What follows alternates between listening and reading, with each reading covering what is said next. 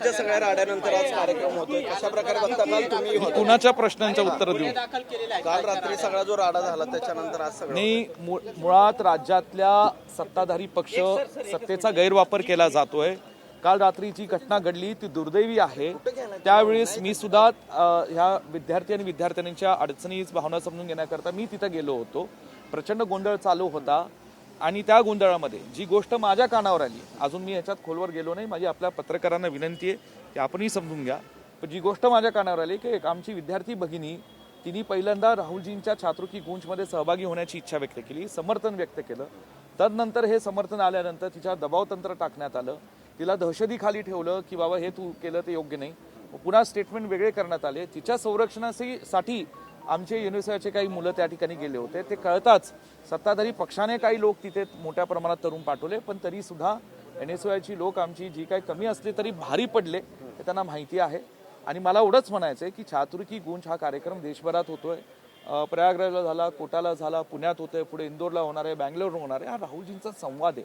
देशाच्या लोकसभेचे विरोधी पक्ष नेते आहेत, ते संवादाला का एवढं घाबरत आहे, एवढं का भीती आहे त्यांना? संवाद संवाद हा नुसता. गुन्हे दाखल झाले, मात्र भाजपवर खरं तर रात्री अभयपूच्या कार्यकर्त्यांवर कुठले गुन्हे दाखल झाले नाहीत. दुटप्पीपणा भूमिका दिसते पोलिसांची. निश्चितपणे पोलीस मी म्हणणार नाही, महाराष्ट्रातले पोलीस आता शेवटी कुणातरी आदेशाखाली त्यांना काम करावं लागतं. महाराष्ट्र काय कुठल्याही राज्यातलं पोलीस असतं, त्यांना सत्ताधारी पक्षाच्या आदेशाखाली काम करावं लागतं. आदेश वर्ण आले असतील, ह्यांच्यावरच गुन्हे दाखल करा, ह्यांच्यावर करू नका. अरे पण ठीक आहे, या कायदा व्यवस्था खरंच जर महाराष्ट्रात असेल तर त्यांनी दोन्ही बाजू पाहिल्या पाहिजेत, जे सत्य आहे ते पाहिलं पाहिजे आणि दोन्ही या ठिकाणी जे गुन्हेगार आहेत त्यांच्यावर गुन्हे दाखल केले पाहिजेत. तिथं काय घडलं सगळे व्हिडिओ आहेत ना, रील्सवर आहेत.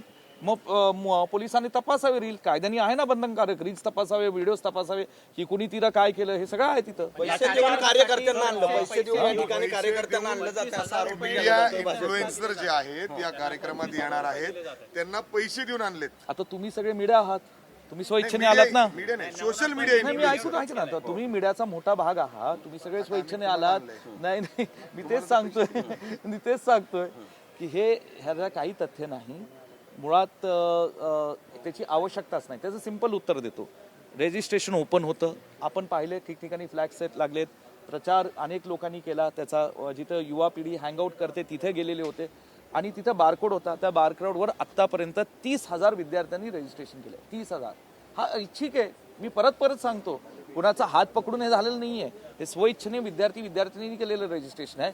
एवढं रजिस्ट्रेशन झाल्यानंतर कुणाला इन्फ्लुएन्स करण्याची गरजच नाहीये. लाठीचार्ज केल्याचे व्हिडिओ व्हायरल होतात काल NSYच्या कार्यकर्त्यांना. मग तेच म्हणतो ना, सत्य बघा ना काय झालंय. लाठीचार्ज झाले ना, व्हिडिओ दिसतोय ना, त्याच्यात काय दिसतंय ना सगळ्यांना. आणि ठीक आहे, त्यांनीच पाहिलं पाहिजे काय घडलंय ते, म्हणून कसे कुणावर गुन्हा दाखल होतात हे चुकीचं आहे, असं बरोबर नाही. विद्यापीठात 5 वाजता एक कार्यक्रम आहे, विद्यापीठात दुसरा एक 5 वाजता कार्यक्रम आहे. वंदे मातरम केलं जाते, भाजपकडून वंदे मातरमचा कार्यक्रम घेतला जातोय. प्रत्येक नगरसेवकाच्या स्टेटसला त्या कार्यक्रमाचं चांगलंय ना. भाजपला अनेक वर्षानंतर तिरंगा आणि वंदे मातरमची जाण होतीये, ही चांगली गोष्ट आहे. वेळेचा योगा कसं पाहता? आता चांगली गोष्ट आहे, मी काय बोलणार त्याच्यावर. त्यांना वाटत असेल राहुलजींचा कार्यक्रम अयशस्वी, राहुलजींचा हा कार्यक्रम छात्रकी गूंज यशस्वी होणार, तरुण पिढी ही 100% या कार्यक्रमाला येणार आहे.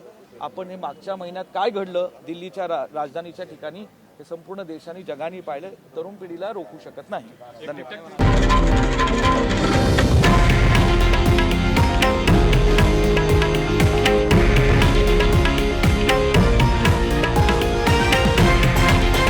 हे आहे देशातील नंबर 1 न्यूज नेटवर्क आणि आपण पाहत आहात TV9 मराठी, एकमेव.